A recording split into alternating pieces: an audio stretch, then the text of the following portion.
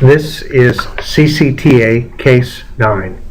It's a 51-year-old man who has had minor chest pain with effort, but has a clearly abnormal stress test suggesting inferior wall ischemia.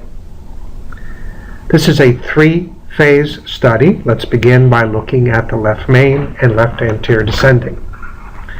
So we begin looking at the left main. We can rotate around. This appears to be actually a very normal looking vessel. Moving down to the left anterior descending itself, we can rotate around there. That vessel appears to be very, very normal. Rotating down the vessel all the way down to the apex. So LAD is a very normal vessel. Let's back up to the left circumflex artery. Left circumflex appears to have a normal origin, rather large vessel. Moving down, it appears to be normal. There's a large obtuse marginal branch coming off here, very normal. And then there's a very small remainder mid portion of the left circumflex. So this is a non-dominant but large vessel, otherwise normal.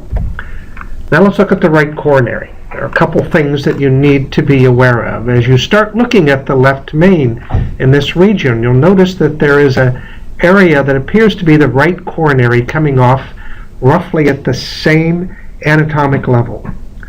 Normally, the left coronary sinus comes off and gives off the LAD cephalad to the takeoff of the right coronary sinus and the right coronary artery. So seeing these in the same plane makes you think immediately of the potential for a congenital coronary anomaly.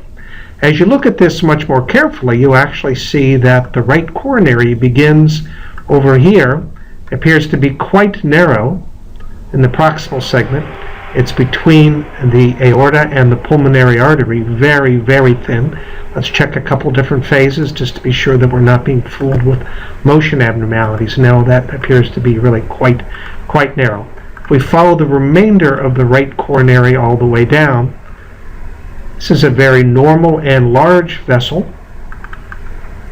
Looking at the bottom, this has a very normal looking posterior descending, although there's a large wraparound LAD up in this region that supplies a portion of the inferior septum. But just the same, the right coronary is dominant. If we then go back up to the base of the heart, we can see again that this is of concern. Now this vessel appears to be coming from a separate ostium than the left main.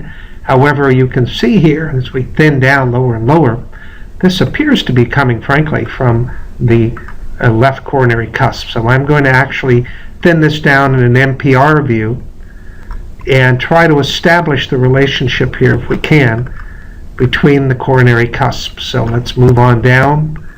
We can see that there's the separation between the left coronary cusp and the right coronary cusp. So I'm going to keep my arrow right at that point of that separation between the two of them, left and right. And then as we watch this is about right here, as we watch this come in, this appears to be coming just at that juncture, just before the origin of the right coronary cusp, but actually coming from the left coronary cusp. Now I've done a little bit of sculpting and editing of the 3D images. You can see again the coronaries look fantastic, but as you move up into the area, I've removed a portion of the pulmonary artery here. You can see the very thin area, very thin ostium of the right coronary passing again between the pulmonary artery and the aorta.